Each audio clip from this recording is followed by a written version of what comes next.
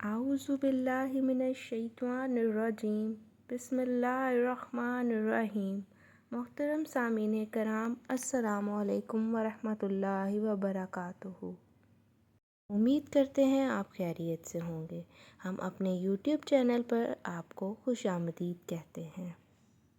چلیں آج کے ہم اپنے موضوع کی طرف چلتے ہیں۔ ہمارا آج کا موضوع ہے سفر کا مہینہ۔ سفر کا مہینہ کیسا ہوتا ہے یہ ہم آپ کو آج کی ویڈیو میں بتائیں گے۔ کیا سفر کا مہینہ منحوس ہے؟ قرآن و حدیث کی روشنی میں ہم آپ کو اس کی حقیقت بتائیں گے۔ آپ میں سے بہت سے لوگوں نے یہ سنا ہوگا کہ سفر کا مہینہ منحوس ہوتا ہے۔ کیا آپ کے گھر میں بھی کسی نے کہا کہ سفر میں شادی نہ کرو، نیا کاروبار نہ شروع کرو یا سفر نہ کرو؟ اگر آپ نے بھی یہ باتیں سنی ہیں تو آج کی ویڈیو کو آخر تک ضرور دیکھیں، کیونکہ آج ہم قرآن و حدیث کی روشنی میں جانیں گے کہ کیا واقعی سفر کا مہینہ منحوس ہوتا ہے یا پھر کوئی ایک غلط فہمی ہے۔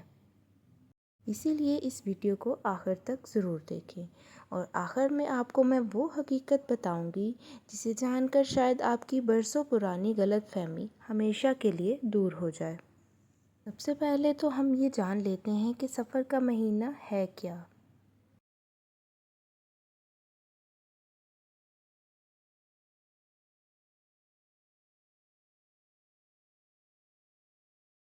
سفر کا مہینہ اسلامی سال کا دوسرا مہینہ ہے جو محرم کے بعد آتا ہے۔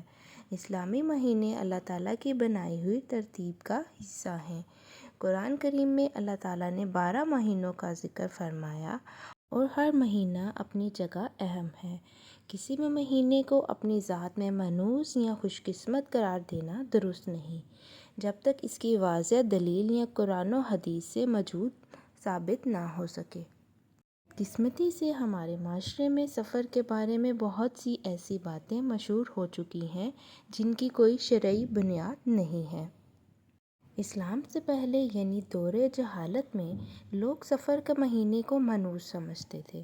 ان کا خیال تھا کہ اس مہینے میں آفات آتی ہیں، نقصان ہوتا ہے، شادی کرنے سے مسائل پیدا ہوتے ہیں اور سفر کرنا بھی نقصان دہ ہوتا ہے۔ یہ سب صرف ایک وہم اور غلط عقائد تھے جنہیں لوگ نسل در نسل آگے منتقل کرتے رہے۔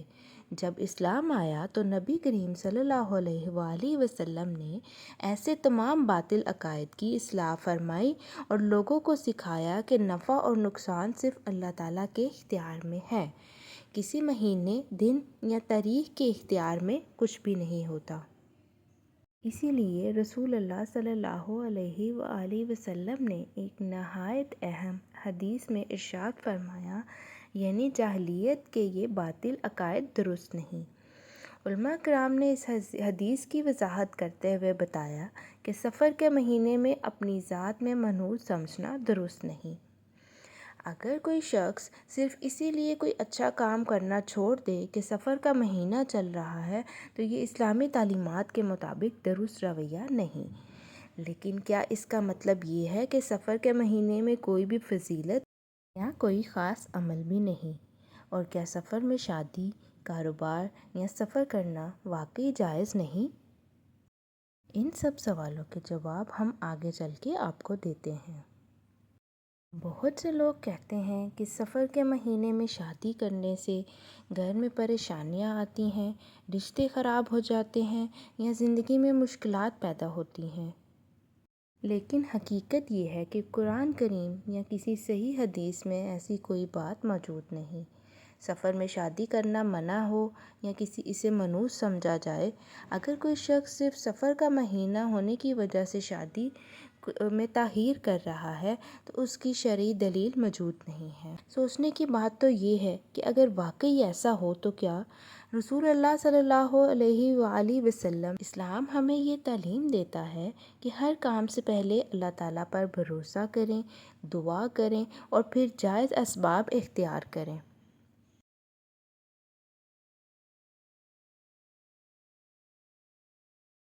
کسی بھی مہینے کی وجہ سے سفر کو چھوڑ دینا یا اپنے سفر میں تاخیر کرنا اسلام کی تعلیم میں نہیں ہے۔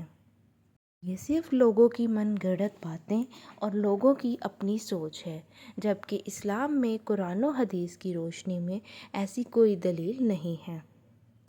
بعض لوگ سفر میں نیا کاروبار شروع کرنے سے بھی ڈرتے ہیں، لیکن یاد رکھیں رزق صرف اللہ تعالیٰ کی ذات کے ہاتھ میں ہے۔ کسی بھی بندے کی کوئی اوقات نہیں ہوتی، رزق دینے والا بے شک اللہ تعالیٰ ہے۔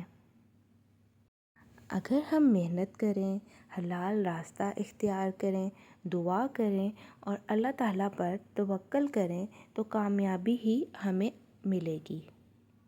یہ تو صرف لوگوں کی باتیں ہوتی ہیں۔ کوئی بھی مہینہ خود سے نہ ہمیں نقصان پہنچا سکتا ہے، نہ ہمیں فائدہ دے سکتا ہے۔ رازق تو صرف اللہ تعالیٰ کی ذات ہے۔ ہمیں چاہیے کہ ہم اپنے دل سے ہر قسم کا شک اور وہم نکال دیں۔ رسول اللہ صلی اللہ علیہ وآلہ وسلم نے ہمیں اللہ تعالیٰ پر کامل بھروسہ کرنا سکھایا ہے۔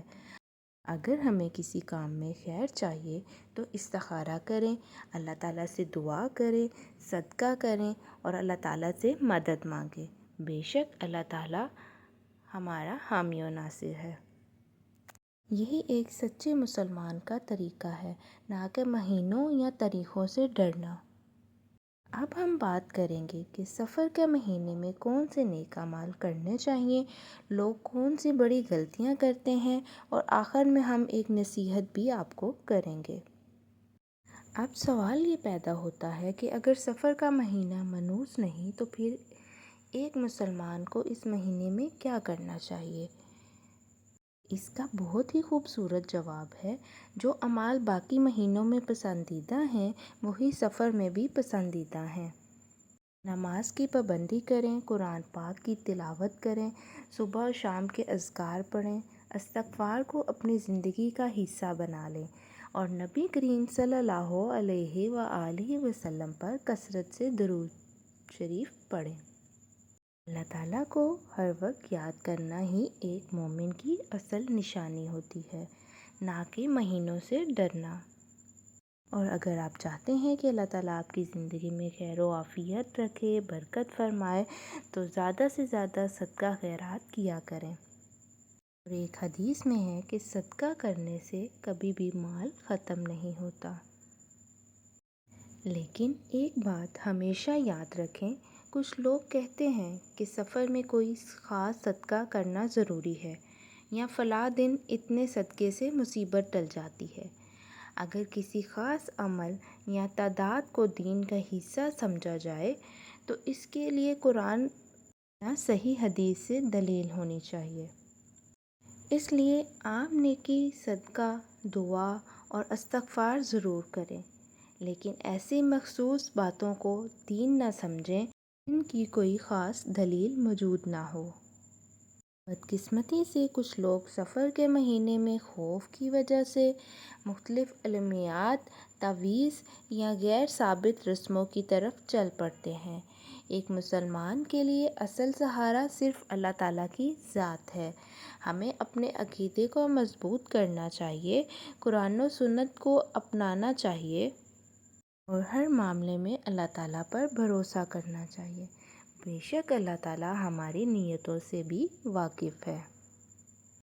اگر ہمارا تعلق اللہ تعالیٰ سے مضبوط ہو جائے تو وہ ہمارے لیے ہر وقت اور ہر مہینے خیر و برکت والا بنا دیتا ہے۔ آج ہم نے یہ جانا کہ سفر کا مہینہ اپنی ذات میں منحوس نہیں ہے۔ اسلام ہمیں یہ تعلیم دیتا ہے کہ کسی مہینے، دن یا تاریخ سے بدشگونی نہیں ہوتی۔ ایک مسلمان کا یہ ایمان ہے کہ نفع اور نقصان، عزت اور ذلت، آسانی اور مشکل، سب کچھ اللہ تعالیٰ کے اختیار میں ہے۔ اگر ہم ہر معاملے میں اللہ تعالیٰ پر بھروسہ کریں گے، نماز قائم کریں گے، قرآن سے تعلق مضبوط کریں گے اور اپنے صبح شام کے اذکار کو زیادہ کر لیں گے، نبی کریم صلی اللہ علیہ وآلہ وسلم کی سنت پر عمل کریں گے، تو یہی ہمارے لیے کامیابی کا راستہ ہے۔ اگر ہم صرف سنی سنائی باتوں پر یقین کریں گے اور ہمیں دین اور قرآن و سنت سے نہ کچھ سیکھیں گے تو کتنی غلط فہمیاں ہماری زندگی کا حصہ بن جاتی ہیں۔ اسی لیے ہر مسلمان کی ذمہ داری ہے کہ دین کی باتوں کو قبول کرنے سے پہلے اس کی دلیل ضرور دیکھیں۔ ہمیں اپنی آنے والی نسلوں تک بھی صحیح اسلامی تعلیمات پہنچانی چاہیے تاکہ وہ سنی سنائی باتوں کی بجائے قرآن و حدیث پر عمل کریں۔ اللہ تعالیٰ ہمیں صحیح عقیدہ سمجھنے، قرآن و سنت پر عمل کرنے اور ہر قسم کے وہم، بدشگونی اور بے بنیاد رسم و رواج سے بچنے کی توفیق عطا فرمائے۔ آمین یا رب العالمین۔ اسلام میں بدشگونی اور سفر کو منحوس سمجھنے کی کوئی بھی حقیقت بیان نہیں کی گئی، اس لیے کوئی شخص صرف سفر کا نام سن کر ڈر جائے تو اسلامی تعلیمات کے خلاف ہے۔ اس لیے ہر چیز سے ڈر جانا کہ سفر میں شادی نہیں کرتے، رشتے خراب ہو جاتے ہیں اور پتہ نہیں کیا کیا ہو جاتا ہے، تو وہ قرآن و حدیث میں نہیں ہے۔ نکاح ایک سنت ہے، اگر تمام شرعی تقاضے پورے ہوں تو سال کے کسی بھی مہینے میں کیا جا سکتا ہے۔ لوگ سفر کے مہینے میں دکان نہیں خریدتے، گھر نہیں خریدتے، گاڑی یا نیا کاروبار شروع نہیں کرتے، حالانکہ کامیابی اور ناکامی تو صرف اللہ تعالیٰ کے ہاتھ میں ہے، کسی مہینے کے ہاتھ میں نہیں۔ اس لیے ہمیں ایسی سنی سنائی باتوں پر یقین نہیں کرنا چاہیے اور اللہ تعالیٰ پر بھروسہ کر کے اپنا کوئی بھی کام کر سکتے ہیں۔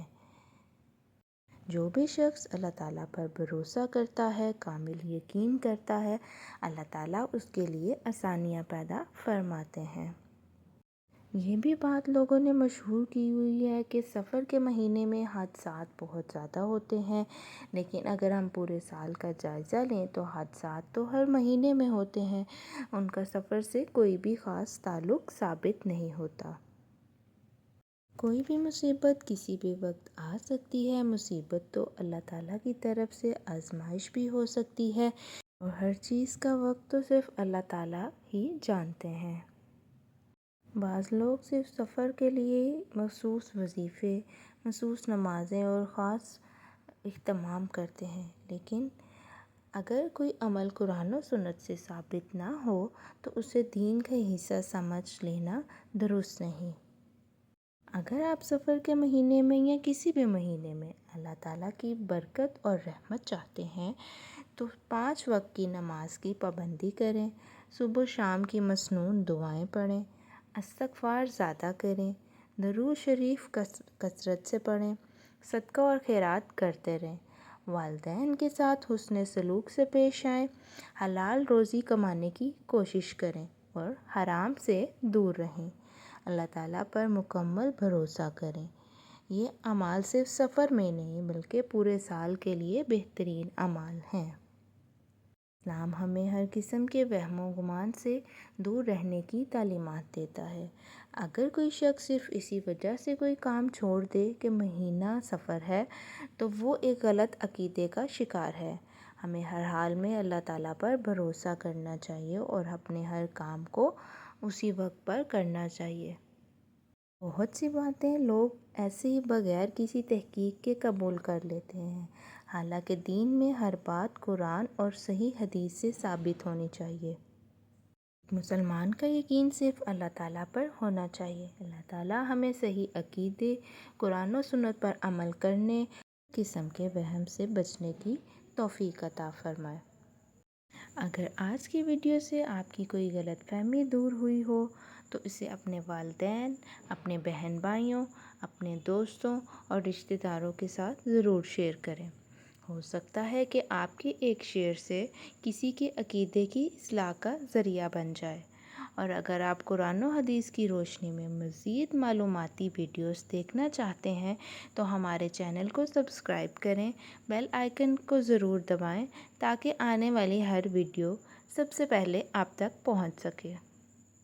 اللہ تعالیٰ ہمیں صحیح عقیدہ سمجھنے، قرآن و سنت پر عمل کرنے اور ہر قسم کے وہم سے دور رکھنے کی توفیق عطا فرمائے۔ آمین یا رب العالمین۔ اگر آپ آن لائن قرآن پاک پڑھنا چاہتے ہیں یا اپنے بچوں کو پڑھانا چاہتے ہیں تو ہم سے ہمارے واٹس ایپ نمبر پر رابطہ کریں۔ آن لائن قرآن پاک پڑھنے کے لیے یا اپنے بچوں کو پڑھانے کے لیے ہمارا واٹس ایپ نمبر ہے 0332 440 4859۔ ہم سے ہمارے واٹس ایپ نمبر پر رابطہ کر کے آپ آن لائن قرآن پاک پڑھ سکتے ہیں یا اپنے بچوں کو پڑھا سکتے ہیں۔ اگر آپ کے ذہن میں سفر کے مہینے سے متعلق کوئی سوال ہے تو کمنٹ میں ضرور لکھیں۔ انشاءاللہ ہم قرآن و حدیث کی روشنی میں اس کا جواب دینے کی کوشش کریں گے۔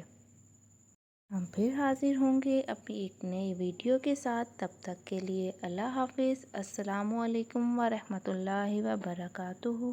اللہ تعالیٰ آپ کا حامی و ناصر ہو۔